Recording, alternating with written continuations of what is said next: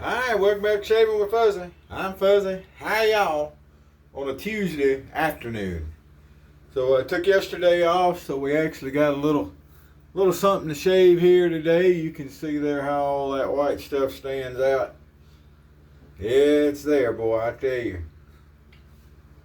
I can remember when it was a red color. My hair was kind of brownish red, and my beard was always more red. Not exactly sure where that come from, because ain't nobody else in the family like that. But anyway, it's Tuesday. Going into work. It's just before noon, somewhere around noon, and I got work at 2, so I got time to walk the doggies. When I get through with this here, I'll get in uniform and I'll go walk the doggies around. Most people don't mind seeing a uniform walking around on their property, so I can walk them all over the place around here. Although most of us dog owners do anyway. So I noticed, got to thinking that I haven't used the fat in a while. So Mitchell's wool fat is what we're doing today. I don't have one of the fancy ceramic containers. I just put it in this Dollar Tree watermelon. Got watermelons on it. I like watermelon. You like watermelon? Watermelon's good stuff, huh? Hadn't even had any yet this year. It's always so expensive. But anyway, that's the little cup I put it in. Little container. And I got my Sterling brush, and since I'm using my Sterling Badger, I'm going to use Sterling Aftershave. Now, it's a Sharp Dressed Man. It's not bad stuff at all. It's you know, you'll stink more better with it. Yeah, stink more better. There you go. Well, there we go. And for a razor today, I was digging around trying to decide what I decided I was going to do a two-sided thingy. And then I got to thinking, my old buddy Michael there, I'm going to use the Flatboy. I don't think I've made but one video with this here thing. Not the Fat Boy, that's a Gillette. This is the Flatboy. Look how flat that is. Now it's got the same blade in it had last time I used it, but that shouldn't be an issue because I haven't used it much. And I don't remember what blade that is because I barely remember yesterday. But anyway, that's how it goes. So that's going to be today's round of entertainment. We're going to do that. So it's nice and peaceable around Casa de la Fuzzy. The summer break here with LSU, so most of the kids are gone. So the traffic's not too bad. How it used to be in Tucson when all the snowbirds would leave, and you know, if you didn't have all the university traffic, heck, it'd be pretty pleasant for a while.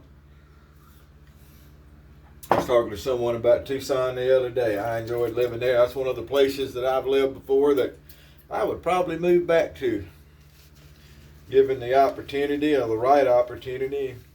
If I needed to move, right now I don't particularly need to, I guess, but if I needed to. All right, so real quick, this Mitchell's wool fat, people always talk about how hard it is, or some people talk about how hard it is to lather. Same way they do with Williams. I do the same thing on both of them. You start with a damp brush, and what you're doing is building you a paste. Don't remember having issues with Mitchell's, basically ever. And now, if you want something hard to lather, get you some Marvies. And if you want something really hard to lather, get something called Scoutmaster from Sally's Beauty Supply. I've got some of that around. I need to give it a whirl here. Play around with some of that. I haven't done that in a while. Now, every time I mention Marvy, somebody comes along and says, "Oh, that's the easiest stuff in the world to lather. I don't have a problem lathering that." What do you mean that's hard to lather? You're crazy. Okay, that's great. If you've mastered the Marvies, you're doing good. I can make it lather. I get good shades out of it, but I'm telling you, it's harder to lather than other stuff.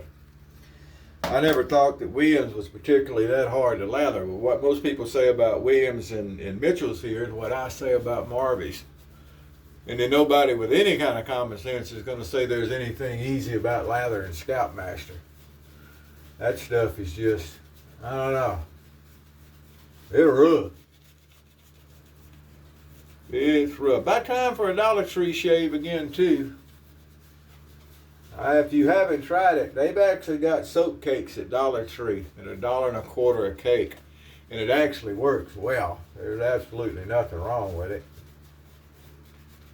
And you can get you either the 3-piece razor or the TTO razor. Then you can get you some aftershave and everything, and the razor comes with blades, so you could even get a brush. Now the brush is garbage. It's just a really nylon, stiff, garbage brush, but you can use it with a soap. You can make a usable lather. You can shave with it. So you can do an absolute 100% Dollar Tree shave these days. Why would you want to? I don't know. Why you want to do anything? Sometimes, you just do it. Why did you climb the mountain? Well, the dang thing was there, Sometimes that's how it goes. All right, so the Flatboy. Now, I had a really good experience with it when I've used it before. I've used it, I'm sure, again, off camera. But anyway, it is very flat. It really is. And I find that I didn't have any problems getting a shaving angle out of it. But I have, over the years, worked on this little thing called technique. Try it sometime, boys and girls. What that can allow you to do is when you pick up a different razor, you start to shave it. If it's not cutting, you're going to move it a little bit to where it is. And as I'll show you, quick as I finish this here first pass, there ain't nothing to it but to do it. This thing is not a killer razor. It's not always feeling like it's going to... Oh, listen. I had forgotten that. Woo! That audio feedback. I love to hear a razor work. I love to hear a razor work. But anyway, this razor doesn't feel like it's always ready to tear your face off. I've shaved with razors that felt more aggressive and felt like they were right on the edge. It's is it like shaving with a blade on a stick? Is it like an open blade, like a Shavette style blade or whatever? I mean, it's got a good feel to it like that, but it's not as complicated to use as one of those. And as you can see, look at that. Just one pass, we done cleaned up all that old stuff. So I'm a single edge shaver. I prefer my single edge in my injectors. I like open blades, although, if I wasn't so into single edge in injectors, I would be an open blade shaver. But in all reality, there's nothing wrong with a two-sided thingy most of the time. It'll get the job done. Now, I think single edge razors are more intuitive, especially when you're learning techniques and things of this nature. I think you'll get better shaves out of a single edge. I think it's more enjoyable, personally.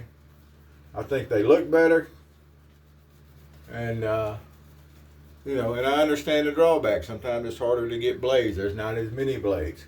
You don't need as many blades. Trust me on this one. Razor's a razor, the blade's a blade. All these blades and everything, and everybody going through with their blade packs.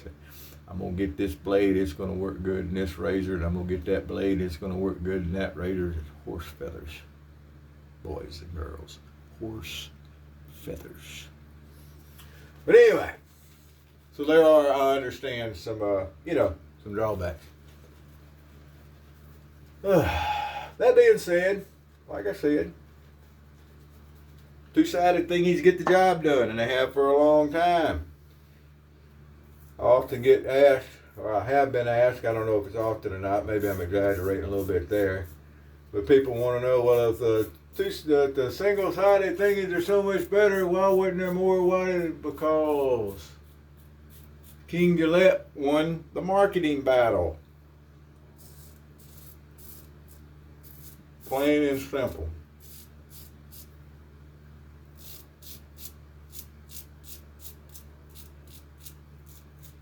It's not always the best product that wins. Sometimes it's the product with the best advertising. So, in this case, He definitely won the. And back then, my understanding of the business model, not just in razors, but the business model in general, was everything was cutthroat. We didn't have laws that regulated a lot of the stuff that we regulate now. And people could pretty much say what they wanted to. So, that's my understanding anyway. Maybe I don't know what I'm talking about. I didn't live back then. But, you know, you didn't have all the litigation you have now.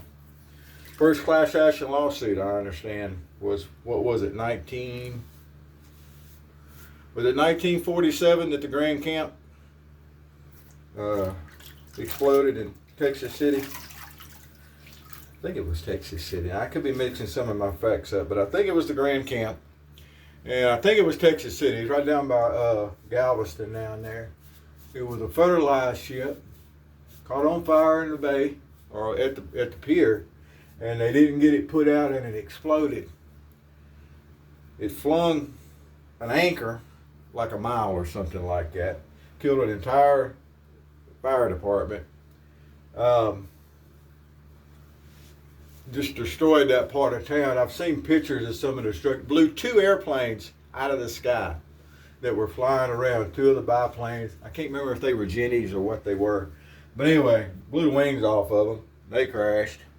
And that's where my understanding, where the first class action lawsuit came about. Now, again, that's how I remember it, and I could be wrong. But anyway. Anywho, well, look at this. And we ain't even done our touch-up pass yet. We're going to do the touch-up pass because that's one of the things we do. It's part of our routine. But this is a very, very usable razor. Very nice razor. Like I said, it doesn't always feel like it's fixing to cut your face off. I've used razors that I was worried a lot more about, that felt a lot more on the edge. This is actually a very nice, smooth shave. Michael, once again, sir, thank you for the razor. Very efficient shave, easy shave, modern materials. And again, I'll make my point that when I ask, well, what's the big deal about modern materials over vintage razors? Well, you know, they're going to last longer because they're made out of the machine. And it's like, man, I got razors that are well over 100 years old. You know, 120 years old. All right, so how much longer do you want them to last? Anyway, you always get that. Why are you going to pay so much for a modern razor when you can get vintage at 1/3 of the price? Well, you know, they machine them and they do this and they do that, and it's marketing. People want to have the biggest, baddest, newest thing. I don't. I made those comments and was making fun of people paying $150 for a razor over at Shaved In, and they politely asked me to leave. No, I actually turned my account off. But anyway, it wasn't just for that. Trust me, I earned that one. But from what I hear, that place is going to garbage anyway. So, anywho, all right. Well, that's going to be the shave for today. We're going to splash on a little bit of this here aftershave. As you'll notice, I didn't have to add water to the basin this time. I got to looking at it the other day and kind of figured out what was keeping it from sealing really good. And maybe, just maybe, I got that all taken care of and won't have to keep adding water during shaves. That's kind of not a bad thing. It's not particularly a horrible thing, but it does kind of take away from the fun. So there we go. Mitchell's wool fat. It's good stuff. Try it if you have it. Face feels great after a wool fat. You know, it uses mutton tallow, is my understanding. And face feels great after a shave, but I mean, I don't moisturize or anything like that. But you people that, you know, do that kind of stuff, woo, sharp dressed man. I'm going to be a sharp dressed man in uniform day. Yeah. Be looking good. Dipping out around them there office buildings and getting it done. Been working on some training stuff for the surveillance department there, and I'm going to show it to the boss lady this afternoon and see if I can get an attaboy out of it. I like getting an attaboy out of stuff like that. But anyway, so there we go. Y'all have a good one. I'm going to have a good one. We'll all have a good one. wherever you are, whoever you are, whatever you're doing. And that should be the other way around. Whoever you are, wherever you are, whatever you're doing. Happy shades to you.